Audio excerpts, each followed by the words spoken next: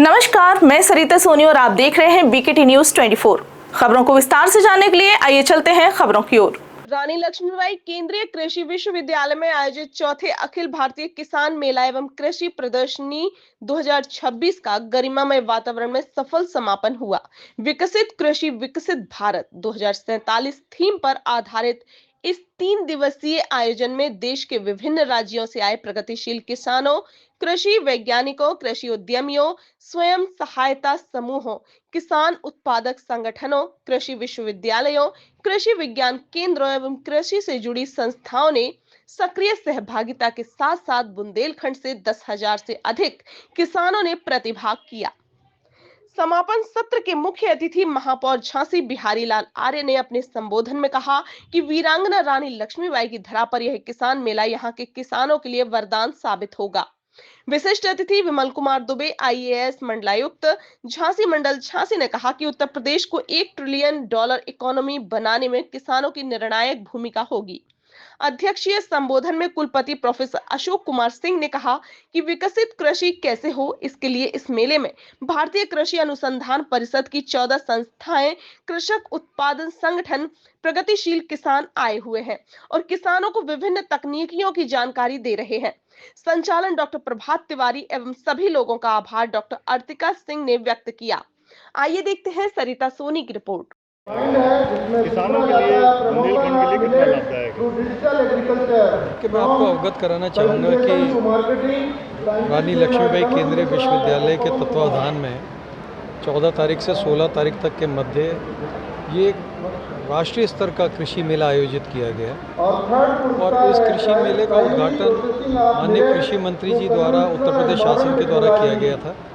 इसमें नीति आयोग के कृषि विभाग के विशेषज्ञ डॉक्टर रमेश चंद द्वारा भी शिरकत की गई। इसके अतिरिक्त इस मेले में पूरे देश से अनेक ऐसी कंपनियां, ऐसे संस्थान जो कृषि के विकास के लिए कार्य कर रहे हैं, उनके द्वारा लगभग 250 स्टॉल भी यहाँ पर लगाए गए हैं। ये एक एनुअल इवेंट है और मुझे लगता है कि इसमें उत्तर प्रदेश के, मध्य प्रदेश के तथा अन्य राज्यों के अनेक कृषक इसमें अपनी सहभागिता करते हैं, जहाँ पर वो भारत सरकार द्वारा, उत्तर प्रदेश शासन के द्वारा कृषि के कल्याण के लिए कराई जा रही योजनाओं के बारे में और कृषि वैज्ञानिकों के द्वारा जो नई तकनीकें विकसित की जा रही हैं कृषि की, जैसे कि कृषकों की आय को दुगना किए जाने का जो उत्तर प्रदेश शासन का लक्ष्य है, केंद्र सरकार का लक्ष्य है, उसके लिए उनको उनकी जानकारी दी जाती है। मुझे ये भी अवगत कराया गया कि यहाँ पर जो कृषक बंधु आते हैं वो यहाँ से नई तकनीकों को ले जाते हैं, उसके बाद यहाँ के साइंटिस्ट उनको फॉलोअप भी करते हैं। और मैं आपके चैनल के माध्यम से बताना चाहता हूँ कि उत्तर प्रदेश शासन के द्वारा जो कृषि विश्वविद्यालय में एक हाईटेक नर्सरी बनाई गई थी, उसका ऑपरेशन भी अब चालू हो गया है और मैं स्वयं वहाँ पर देख कर के आया हूँ। इस समय गर्मी के मौसम में लगने वाली फसलें जैसे तोरी है, लौकी है, खीरा है, ककड़ी है, तरबूज है, खरबूजा है, इनके बीज उपलब्ध हैं।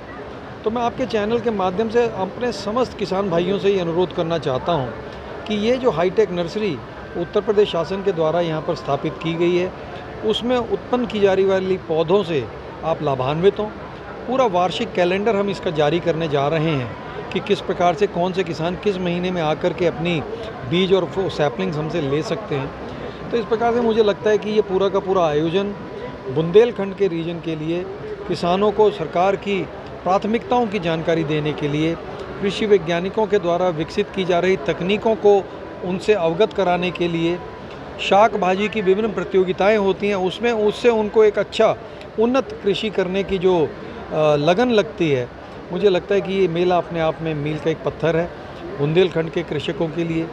अभी यहाँ पर बताया गया कि श्री अन्न, जिसको कि हमारी शासन प्रदेश सरकार और केंद्रीय सरकार दोनों ही विकसित कर रही है, उसकी एक बहुत ही उच्च तकनीकी लैब भी यहाँ विकसित की जा रही है, जिसमें उसका ऑर्गेनिक सर्टिफिकेशन भी अवेलेबल होगा।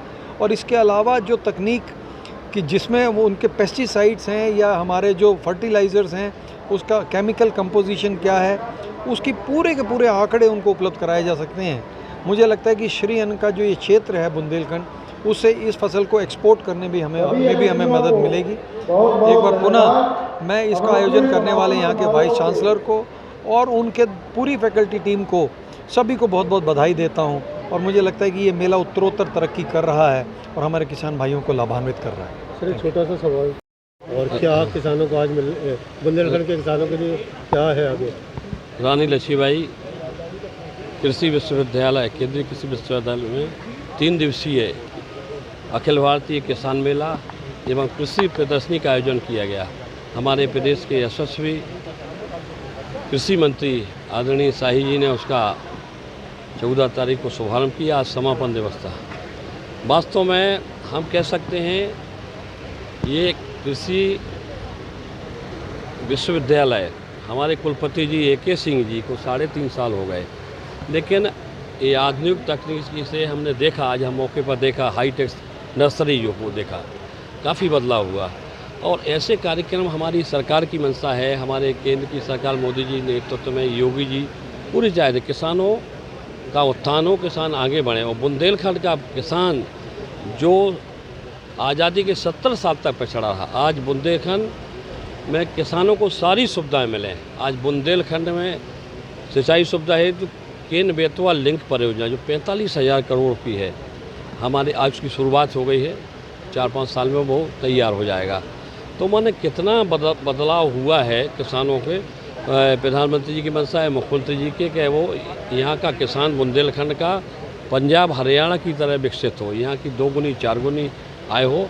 आज इस ऐसे मेले में जो हमारे वैज्ञानिकों ने नई जो है हमारी नई तकनीक से खेती करने के बारे में जो जानकारी दी है, निश्चित तौर पर किसान भाई उसका लाभ लेंगे। और निश्चित तौर पर ये मेला, ये प्रदर्शनी बुंदेलखंड के विकास का, देश के विकास में मील का पत्थर साबित होगी। धन्यवाद। जय हिंद।